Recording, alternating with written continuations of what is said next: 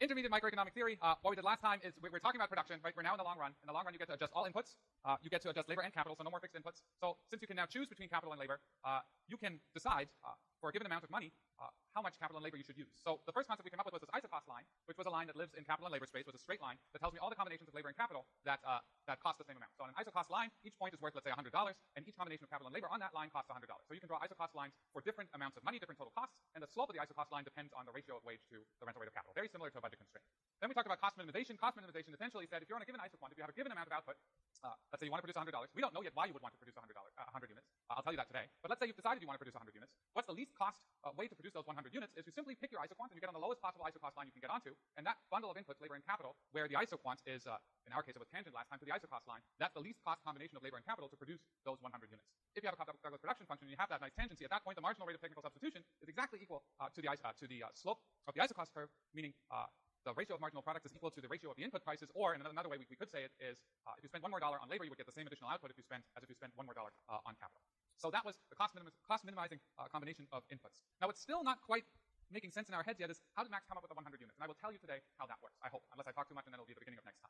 But right now, sort of the 100 unit output number falls from the heavens, right? And you just, or even better, from your boss, right? Your boss decides 100 units and you're charged with minimizing costs. Then we also looked a little bit about how that optimal input combination changes if your factor prices changes. And we said if we start with a setting where capital is relatively cheap and labor is really expensive, you're going to use a more capital intensive input combination. Then if labor all of a sudden becomes less expensive, you're going to shift towards more labor.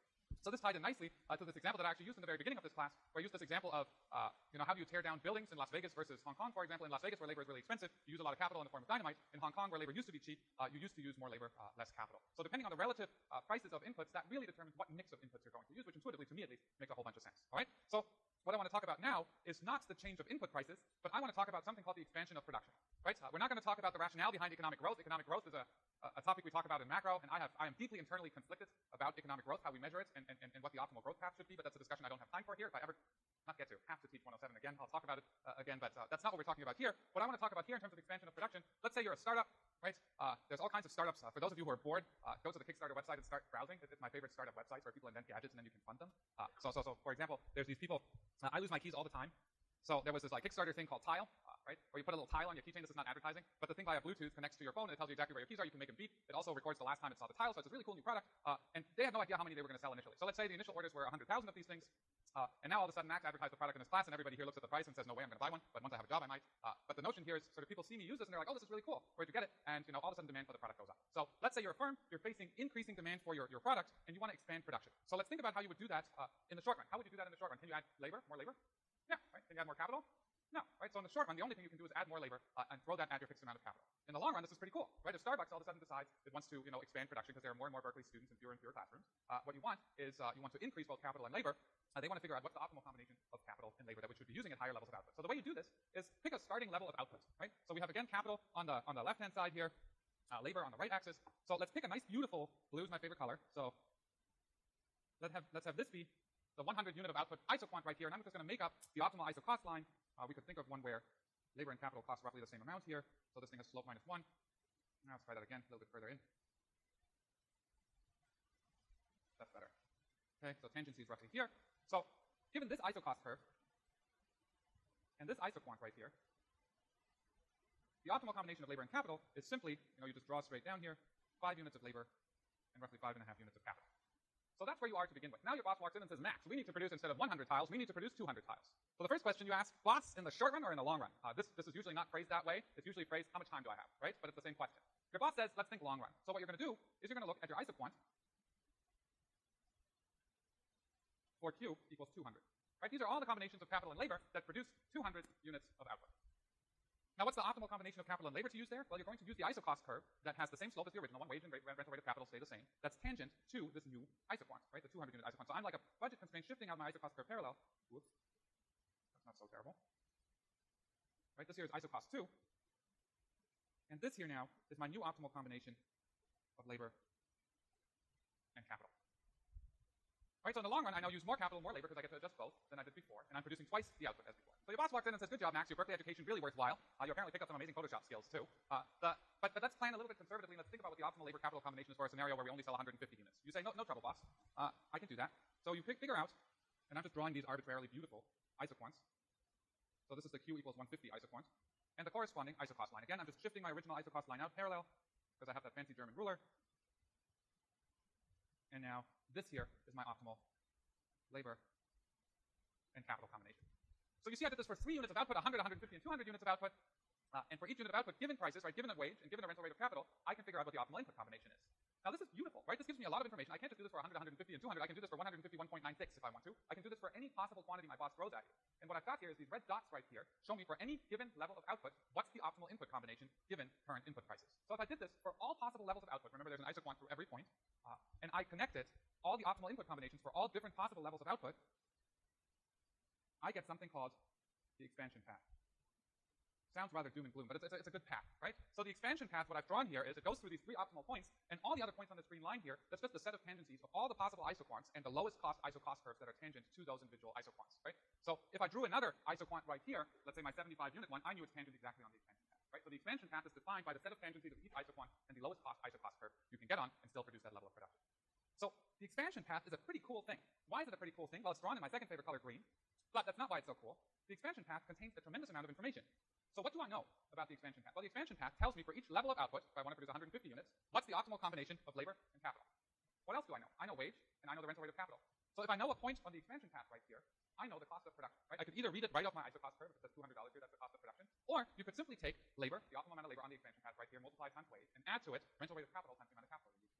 So the expansion path for any given level of output has all the information you need because you know what input prices are to actually tell you what costs of production are in the long run. And this is where we're going to go next, this long run cost of production, right? Once you know the inputs required for a given level of output, if you know wage and rental rate of capital, you know the total cost of producing that amount of output. So there's a little reminder here what the expansion path is because I sometimes babble so much it's not clear what the most important thing is here. But the most important thing here is it's the curve through the tangency points, right? That's the long run expansion path, and we're going to do the short run expansion path a little bit later. But most importantly, what we're going to use the intuition from this for is trying to figure out what the long run cost is of producing output, right? What determines the long run expansion path, really? The shape of it. It's the blue thing. What's the blue thing? The isoquants. What do the isoquants tell you about? Technology, right? So again, the isoquants tell you technologically how many units of capital and labor can you combine to produce a certain level of output. So again, your long run costs, ultimately that's what we're going to use here, are largely driven by technology. You're a production function. Same thing happened with short run costs. It's not some magic financial construct here. It's given by how many units of plastic and engineering talent do you need and how many people do you need to design and manufacture these individual tiles, right? It's a technological process that really matters here. So when you think about, for example, solar PV, solar photovoltaics, formerly known as solar panels on your roof, right? They used to be really, really expensive. They've come down in price like crazy. Why is that? Is it policy? Right? It's not policy, it's technology. We've just figured out how to manufacture these things much more inexpensive. So let me take that back. It's partially policy because the Chinese are subsidizing the production of solar panels like crazy, and that's part of why prices have come down a little bit. But most of it is due to us figuring out how to cut these bigger pieces in ways that, no, actually that was LCDs. I'm not an engineer. Technology magically improved, okay? Let's keep it at that. I actually applied to be an engineer in college. I was admitted to be an environmental engineer, and on that orientation, I figured out that being an environmental engineer doesn't actually save the environment, but the program I was at built bridges over swamps, and I was like, that's not what I signed up for. So I became an environmental scientist day one in college. Whatever. Okay. So let's think about U-shaped cost curves. So I'm just all trying to tie this back again to things we know, right? So we know in the short run we have these beautiful U-shaped average cost curves and marginal cost curves. And why were those U-shaped? Well, in the short run, the average total cost initially decreased because you remember that average fixed cost just dropped really, really rapidly, right? So you're taking your fixed cost, you're spreading it over 1 unit, 2 units, 3 units, 4 units. It's the 1 over x functional form. So your average costs dropped because average fixed costs are dropping rapidly. You're spreading your fixed costs over more and more units, all right? And then at some point it starts increasing. Why is that? Well, average costs start increasing at some point because your marginal product of labor is dropping and it's pulling its average product of labor down with it, right? If your grades in every class you take start getting worse and worse and worse, your GPA at some point is going to start tanking, right? Same idea here. So short run costs decrease initially mostly because average fixed costs are falling, and then it increases because marginal product of labor is falling. In the long run, there are no fixed costs, right? So it couldn't be that the average fixed costs are dropping and that's why costs might be U-shaped, right? So there's also the marginal product of labor is not quite as important in the long run as it is in the short run because we have an additional margin of adjustment, which is our capital, right? We can increase labor and we can increase capital. Actually, we're using the wrong hand. Increasing capital, increasing labor. So the notion here is there's something closely tied to this concept of marginal product of labor and capital that's going to determine the shape of our long run cost curve, and that's going to be the returns to scale. Remember returns to scale? Increasing returns to scale, double all inputs, more than double outputs. Decreasing returns, double inputs, less than double output, right? Constant returns to scale, double inputs, also double output. So let's think about that for a little bit. Whoa, crazy graph, okay? So let's think about what returns to scale actually look like graphically and make a connection here to the cost curves. So total costs, which is what the top three panels are going to be here, we're going to start with constant returns to scale, then we're going to do increasing returns to scale, and then we're going to do decreasing returns to scale. On top here, I'm going to have total costs. In the bottom panels, I'm going to have marginal costs and average costs. So constant returns to scale is easy. Let's say you're producing a bowl of potato salad for your next fundraiser. Never make potato salad for fundraisers, right? Krispy Kreme, real supreme. But let's say you are at a German fundraiser and you made a bowl of potato salad, right? Let's say you paid $10 for potatoes and mayonnaise. Now, if you want to double production, right? You want to double output, how many more inputs do you have to use if it's a constant returns to scale production function? Twice the amount, right? So twice the inputs produce twice the potato salad because you're not eating any of that potato salad, right? So if you use twice the input to double output, what happens to your input costs, total costs of production? they doubled, right? Holding, of course, the per unit price of mayonnaise and potatoes constant. So constant returns to scale. If you double input, each time you double inputs, you double output. If you look at it from the other side, each time you double output, you need twice the inputs, right? And that means it's just a linear total cost curve because your costs double each time you double output. So constant returns to scale, the thing looks something like this. Blue. So that's the total cost curve for constant returns to scale. What about increasing returns to scale? Well, increasing returns to scale means if I double output, do I have to double my inputs?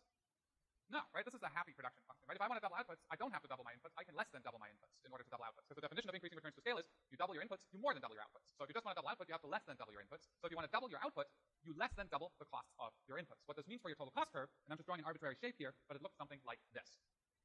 Decreasing returns to scale is, of course, the opposite world, and that's unfortunately the world we're in for most production processes here. If you want to double output, you more than double inputs, right? So if you want to double output, you have to more than double your inputs. If you more than double your inputs, you also, of course, more than double the costs of your inputs. So the constant returns to scale, decreasing returns to scale total cost curve looks something like this. So we have a straight line, we have an inverse U, and we have the other half of the regular U here. So what does this mean for marginal cost and average cost? Because nobody ever cares about total cost except for accountants, and accountants are one step below us in the pecking order of bad party professions, okay? So I'm just joking. Actually, if you really like accounting, I want to congratulate you. You know why? You have a guaranteed, well-paying job with reasonable hours, and if you like this stuff, you're going to be happy, right? So I would be really, really happy for you if you like this stuff. Unfortunately, it wasn't my thing. But let's keep on going. So with constant returns to scale, we sort of did this already in one lecture here. If I double output, and each time I double output, I double my cost, do my average costs change? No, they're the same, right? Each additional unit of potato salad costs the same additional amount. So average costs and marginal costs are exactly the same, and they are beautifully constant. We did this one already. Marginal cost equals average costs. Now, increasing returns to scale, if you double output, and you less than have to double your input costs in order to double your output, what happens to your average cost of production? They're decreasing, right? So each time you double output, you have to less than double the cost of your inputs, right? The average unit you're producing becomes cheaper and cheaper and cheaper. So what happens to average costs in increasing returns to scale? They're downward sloping. We're going to draw the marginal cost in a second, but let's do it right now. What has to be true about marginal cost of production if your average costs are falling? So the grade in IS 106 has to be worse than your average grade, your GPA so far. So if average costs are falling, marginal costs have to be below average costs. All right? So marginal costs, I don't know what the shape is. That really depends on the actual curve here, but marginal costs are going to be below average costs. All right, last, decreasing returns to scale. If every time you want to double output, you more than have to double your costs, right? That means the average unit, each additional unit produced in addition, is going to have higher and higher average costs. So average costs are increasing for decreasing returns to scale production processes. So average costs look something like this, and if your average costs are increasing, then your marginal costs have to be somewhere above. And the shape of this thing is somewhat arbitrary. It's the slope of this total cost curve, so I didn't exactly draw it right, but the important thing is it's above average costs. So this is different, right, from the short run. In the short run, we have this beautiful thing where we draw these pictures that we've drawn 1,000 times. I don't even have to think about them anymore. Marginal cost, average total cost, average variable cost, max, quantity, dollars. They're U-shaped. They're U-shaped because of initially diminishing average fixed costs and diminishing marginal product of labor. In the long run, things are going to be a pain in the neck because the shape of the cost curve depends on returns to scale over the range of production you're currently engaging in. So we could piece together a U-shaped cost curve by using this and this and taking a little bit of Scotch tape or Photoshop and putting them together, right? Or we could come up with an average cost curve that's just downward sloping everywhere if that firm has increasing returns to scale everywhere. So it's a little bit like a puzzle game here. Depending on what the firm's returns to scale are over different ranges of production, you come up with a different long-run average and marginal cost curve. So we're going to dive into that a little bit more. Today we're going to draw the craziest picture in this entire class. It's going to look like a centipede. It's pretty awesome. I'm proud of it. Okay. Oh, this one's worth money, and I didn't bring any money. Hold on. Did I bring money? Oh, this is pathetic. This is worth way more. I'm going to write an IOU. All right. Okay, I sort of gave you the answer already. So what about the U-shaped long-run cost curve? Actually, I gave that away. It's not money. Strike that. So how can you come up with a U-shaped long-run cost curve? Well, a U-shaped long-run cost curve means in the long run, you have dollars here and output here. You have some sort of U-shaped average cost curve and some sort of U-shaped marginal cost curve. So if this is the long run, then what has to be true about my total cost curve, it's got to be increasing like this. Okay? So my total cost curve here that has the same shape as these short run total cost curves we've drawn, and my long run marginal cost and average cost curves are nice and U-shaped, and